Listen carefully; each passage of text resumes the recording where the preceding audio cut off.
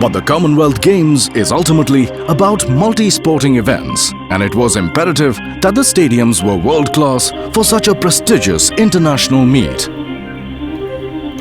The flagship stadium, the Jawaharlal Nehru Stadium complex, was rebuilt and given a splendid makeover by the Government of India.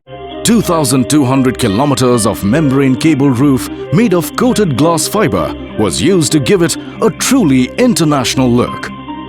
It further boasts of a Swiss-made Conica synthetic surface 9-lane athletic track, which is considered one of the finest available in the world.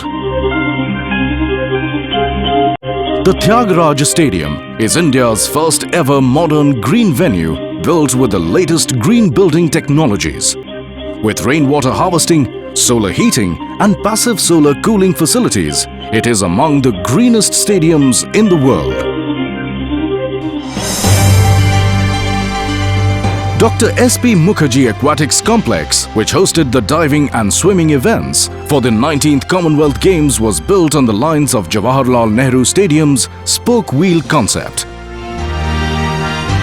The stadium is the largest covered aquatic stadium in the country, with a 6-lane warm-up pool, an Olympic-sized competition pool and a diving pool. The Indira Gandhi Sports Complex, also run by the Sports Authority of India, boasted a newly built cycling velodrome. This has been acclaimed as one of the best in the world and can accommodate about 4,000 spectators. At the Sirifort Sports Complex, a new indoor stadium with 11 courts was built specially for hosting squash and badminton tournaments for the Games. The squash stadium is one of the few all-glass squash courts in the country. These determined efforts were to create sporting infrastructure of the highest international standards.